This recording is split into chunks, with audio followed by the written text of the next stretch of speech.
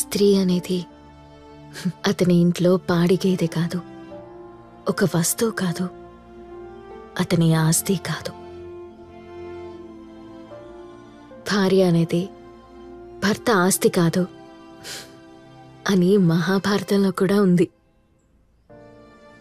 స్త్రీ అనేది తన ఆస్తి అని చెప్పడం సమాజంలో గౌరవం కోసం, గుర్తింపు కోసమే తప్ప ఆమె వ్యక్తిగత విషయాల్లోకొచ్చినప్పుడు, మరీ పర్సనల్గా తీసుకున్నప్పుడు ఆమె తనే. తను ఎవరికీ ఆస్తి కాదు. సారీ అంజలి, నీ అమాయకత్వం వెనుక ఇంత పెయిన్ ఉందని అనుకోలేదు. నీకు నచ్చకపోతే వద్దులే. నేనిక్కడ 2 భాగాలుగా ఉన్నాను. ఒక సగం నువ్వు కావాలి అంటే రెండో సగం వద్దంటోంది. అయితే నన్ను కావాలి అంటున్న సగం నాకిచ్చేయచ్చుగా. మరి వద్దంటున్న సగానికి ఏం చెప్పాలి? నిన్నాపుతున్న ఆ సగం నువ్విష్టపడే వాళ్ళని దూరం పెట్టమంటుందా? ఇంట్లో కూర్చొని అంట్లు తోముకోమంటుందా? బట్టలు తుక్కుంటూ రూమ్స్ క్లీన్ చేయమంటుందా? లేక పేరెంట్స్ మీటింగ్స్కి అటెండ్ అయ్యి ప్రోగ్రెస్ కార్డులో సంతకాలు పెడుతూ ఆనందపడమంటుందా? అదే నా జీవితం. వాటితోనే 14 years గడిచిపోయాయి. మరి నిన్ను ఆపుతున్న ఆ సగం నువ్వు కోరుకుంటున్న అందమైన జీవితాన్ని గుర్తు చేయడం లేదా? చేస్తోంది. కానీ నాలోని అంతరాత్మ నన్నొద్దని ఆపుతోంది. నాకు ఆడపిల్లుంది. తనకి ఏది తప్పో ఏది ఒప్పో ఎలా చెప్పాలి? నా మొహం ఎలా చూపించాలి? స్త్రీలు తమ మానసిక బానిసత్వంలోంచి బయటకొచ్చి అది తప్పు కాదు అని నమ్మితే పిల్లలకి మొహం ఎలా చూపించాలన్నది అర్థమవుతుంది.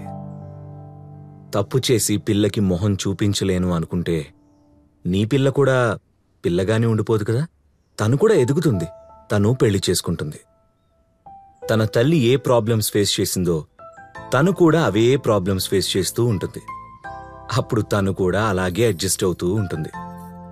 తనకు ఆడపిల్ల ఉందని భయపడుతూ ఉంటుంది. ఇది ఇలాగే రిపీట్ అవుతూ ఉంటుంది. It becomes a never ending circle. తప్పా ఒప్పా అని ప్రాబ్లం వచ్చినప్పుడు సొల్యూషన్ ఏంటో తెలుసా? Create a small world. నీ చుట్టూ ఒక చిన్న ప్రపంచాన్ని క్రియేట్ చేసుకో. అందులో నువ్వు మాత్రమే డెసిషన్ మేకర్, నువ్వు మాత్రమే జడ్జ్. వేరే ఎవ్వరికి నిన్ను జడ్జ్ చేసే అవకాశం ఇవ్వకు. Do what makes you happy, అంతే. నువ్వెన్ని చెప్పినా నేను కన్విన్స్ కాలేకపోతున్నాను. అయితే నేను నీకు నచ్చలేదా? నచ్చా. నిజం చెప్పు. నిజం, నువ్వు నాకు చాలా నచ్చా. ఎందుకు నచ్చాను? తనెప్పుడూ ఇవ్వంది నువ్వు నాకిచ్చా. ఏంటిది? టైం. ఎక్కడో దూరంలో ఉండే నువ్వు ఎప్పుడూ నా గురించి ఆలోచిస్తూ నాతో టైం స్పెండ్ చేయడానికి ట్రై చేస్తూ ఉంటావు. ఇది తలుచుకున్నప్పుడల్లా నాకెంత ఆనందంగా ఉంటుందో తెలుసా? అవును, నువ్వు నాతో ఉంటే నాకు కూడా టైం తెలియట్లేదు. రియలీ?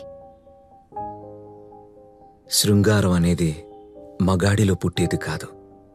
ముందు ఆడదానిలో పుట్టాక అది ఆడదాని చూపుల నుండి మగాడికి పాకి అతని మనసులో అలజడి లేపుతుందట.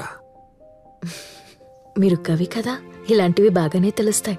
నాకు తెలుస్తుంది, కానీ నీకే తెలియట్లేదు. నాకు తెలిసింది. ఏంటి? నీ ఆకలి. నిజంగా? అవును. లంచ్ టైం అయింది. ఏం తింటావు? నీ అందాన్ని. అబ్బచ్చా. నిజం, నీకు తెలుస్తుందా నువ్వు ఎంత అందంగా ఉన్నావో? ఒక అమ్మాయి ఎప్పుడు అందంగా కనిపిస్తుందో తెలుసా? నువ్వు బాగున్నావని తన్నెవరైనా పొగిడినప్పుడు ఇంకా అందంగా కనిపించాలని దాదాలాడుతుంది. కానీ అది దొరకనప్పుడు, దాన్ని పట్టించుకునేవాళ్ళు లేనప్పుడు అసలు అందమనే ఆలోచనే పోతుంది. అది నిజమే.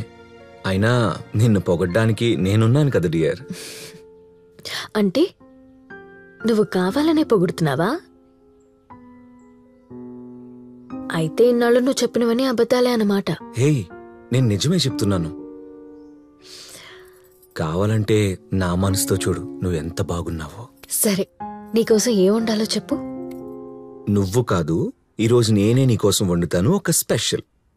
నీకు వంటొచ్చా? ఏయ్ వచ్చా.